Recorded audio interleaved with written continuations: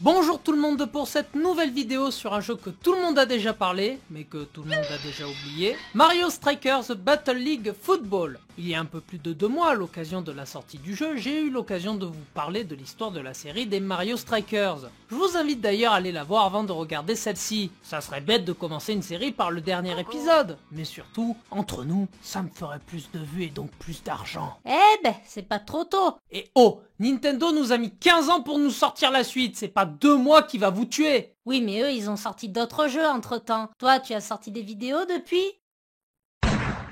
Je déteste quand il a raison. Bref, revenons à nos moutons. Et je dirais même plus, à nos ballons. C'est rigolo. Mario Strikers Battle League Football, qui en plus d'avoir un nom à rallonge, est un jeu vidéo édité et développé par Nintendo. Oh là, je vois déjà venir les experts m'écrire dans les commentaires. Oh mais tu dis n'importe quoi, le jeu est développé par Next Level Games et pas par Nintendo. Ta gueule! Juste ta gueule, ta gueule, ta gueule, ta gueule! Je vous rappelle que Next Level Games, certes, était un studio indépendant, mais depuis 2021, ont été rachetés par Nintendo, et comment vous dire que là où Nintendo est, Nintendo a le dernier mot sur tout. Ça s'est d'ailleurs vu un poil sur le jeu, mais on aura l'occasion d'y revenir plus tard. Le jeu sera dévoilé à l'occasion du Nintendo Direct du 9 février 2022, avec pour date de sortie le 10 juin de la même année sur Switch, soit 15 ans après le titre sur Wii, et ce pour la plus grande joie des fans, à défaut de ceux de Metroid Prime.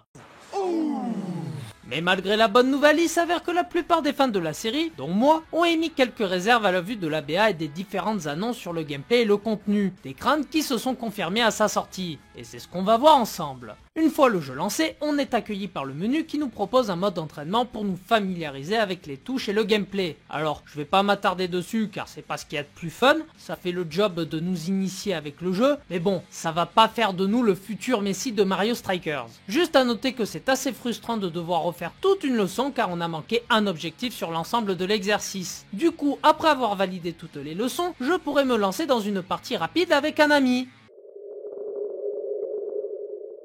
Mais puisque je n'ai pas d'amis, je vais me rabattre sur le mode coupe qui n'est plus ni moins que le mode solo du jeu qu'on peut également faire en multi. Toujours personne pour jouer avec moi? Bon bah...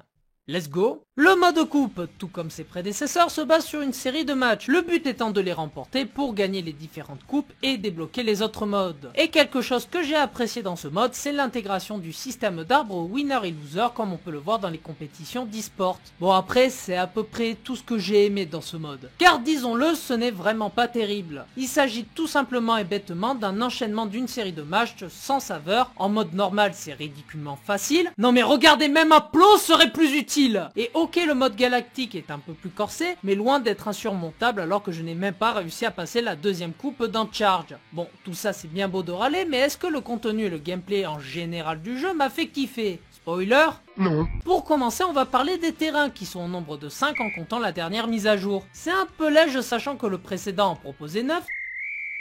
Oh non, pas ça! Pas aujourd'hui, pas maintenant, pas après tout ce que tu as fait! Et qu'ils avaient chacun leurs propres caractéristiques qui apportaient un peu de variété lors des parties, alors qu'ici ça n'apporte qu'un aspect esthétique. Il y a également le changement de la composition de notre équipe, passant d'une équipe composée d'un capitaine plus 3 coéquipiers, par une équipe composée uniquement des persos principaux de la série, chose dont je ne suis pas fan car pour moi ça enlève une part de leur starification et de l'importance du choix du capitaine. Autre chose que je trouve dérangeant, c'est le fait de pouvoir équiper ces joueurs d'accessoires qui modifient leurs stats de base, ce qui rajoute de la complexité dans un jeu venant d'une série qui se veut abordable. Mais les changements notables qui m'ont désagréablement surpris viennent tout d'abord du roster, comme la mise en touche de l'Iconic Critter, remplacé par Boom Boom au poste de gardien. Ah, ce changement il m'a fait autant de mal qu'à l'annonce du remplacement de Fabien Barthez par Lionel Charbonnier. Quoi, vous connaissez pas Lionel Charbonnier? Bon, après tout, c'est normal vu qu'il a pas charbonné en EDF. D'autant plus que ce gardien a été codé comme un goal de FIFA. Une partie ça va être le mur de Berlin et te sortir une performance à la Manuel Neuer et rien te laisser passer. Autant le jeu d'après ça va être la ligne Maginot et faire une Steve Mandanda face à Valenciennes. D'autant plus que c'est dommage qu'ils aient enlevé l'option de pouvoir contrôler le goal lors des méga frappes, chose qu'on avait sur le jeu Wii et qui aurait parfaitement exploité le potentiel des Joy-Con. Mais bon ça j'imagine c'est comme avec la Wii, au début c'est amusant de se l'agiter dans tous les sens, je parle de la manette. et que vu la qualité des bousins, bah ça se décharge aussi vite qu'un iPhone et ça tombe en panne au bout de 3 mois. Au final tu te retrouves à jouer de façon classique et qui pousse les développeurs à abandonner cette mécanique qui n'est plus utilisée et qui coûte de l'argent et du temps à introduire dans le code du jeu. Mais le pire dans le choix du casting, ça reste le fait que Daisy, perso iconique de la série, ait été remplacée par cette de Harmony en perso jouable. Oui, je suis vulgaire et je vous en... Vous trouvez ça normal, vous? Même Todd, qui était coéquipier dans les jeux précédents, est jouable. Et je m'en fous qu'elle ait été rajoutée récemment. Elle devait être déjà présente à la sortie. Là, elle est refoulée au même niveau qu'un running gag de Savon. La honte! Mais où est le respect pour les anciens? Mais je vous le demande! Eh bien, tant qu'à faire, on n'a qu'à sortir le futur Smash Bros sans Fox à la sortie. Pour le remplacer par, je sais pas moi, Sleepy, tiens, ce serait pas une bonne idée, ça? Bon, je vais m'arrêter là car sinon je vais faire un malheur, donc on va aborder le gameplay. Et là j'ai qu'une chose à dire, ils n'ont rien compris. Il faut savoir que la série Mario Strikers était appréciée avant tout pour deux choses. Premièrement parce qu'elle se démarquait des autres séries de foot grâce à son côté arcade, la rendant plus accessible, dynamique et fun à jouer, contrairement à celle des PES ou FIFA où il faut compter plusieurs heures de jeu pour s'initier aux combinaisons de touches et l'aspect technico-tactique. Et comment vous dire, pour un joueur aussi débile que moi, bah c'est... Attendez... Qui c'est qui a modifié mon script là?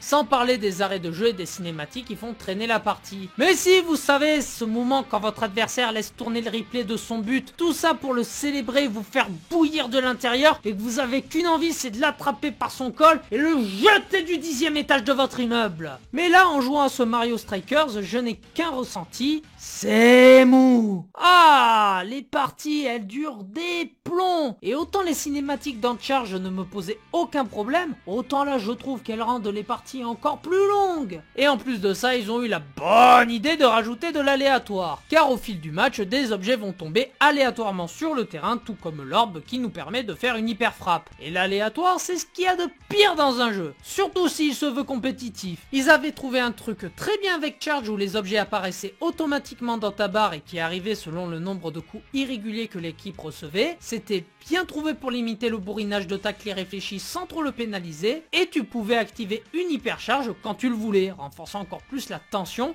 et t'obligeant à rester attentif et ne pas te laisser piéger. Ce qui rendait le pouvoir de Waluigi carrément cheaté. Et l'autre point qui était apprécié, c'était cet aspect violent. Franchement, qui n'a jamais été frustré de ne pas pouvoir extérioriser sa rage en bastonnant les joueurs de l'équipe adverse sous peine de se prendre un carton? En tant que gros rageux, c'était juste génial! Les mecs ont inventé le gameplay parfait entre celui d'un FIFA et d'un jeu de baston, avec des personnages de Mario. C'est du génie! Alors oui, ça nous faisait bien marrer dans notre salon, sauf que ça ne plaisait pas trop à Nintendo que leur jeu soit apparenté à la violence, surtout pour l'une des séries phares telles que Mario, et qui a très peu rapporté. Du coup, ils se sont permis de faire un petit polissage. Bon, je dois reconnaître qu'ils ont quand même gardé l'idée de la patte graphique et la base instaurée du foot de rue. Non, pas cette merde. Ça reste quand même plus violent que du foot classique. Bon après, c'est pas bien difficile quand tu sais que dans ce sport, les joueurs s'écroulent par terre en hurlant de douleur pour le moindre contact imaginaire. Mais comparé à ça,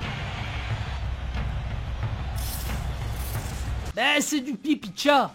Du coup, qu'est-ce que je retiens de ce Mario Strikers? Je reconnais que je vais faire mon boomer, mais en réalité, on va pas se le cacher. C'était mieux avant. Je suis déçu qu'après une si longue attente que l'on se retrouve avec un jeu qui manque d'ambition et que beaucoup de points n'ont pas été améliorés. Ouais, bon, d'accord, mais l'atout principal du jeu, ça reste son mode multi. Et même si t'as pas d'amis, tu peux faire le mode Club Strikers pour jouer contre des joueurs du monde entier. Justement, tu peux nous en parler? Oui, je peux t'en parler, évidemment. Quoi? Ne me dis pas que tu n'y as pas joué. Tu avais 2 mois pour le faire et pas foutu de faire ton truc comme il faut. Mais qu'est-ce que tu veux que j'y fasse? Je vais pas payer 20 balles pour jouer sur des serveurs aux fraises. En plus, j'aime pas les fraises, c'est surcoté d'ailleurs. Bon, d'accord, mais alors dis-moi, pourquoi tu as acheté Splatoon 3 si tu ne comptes pas acheter le online? Je déteste quand il a raison.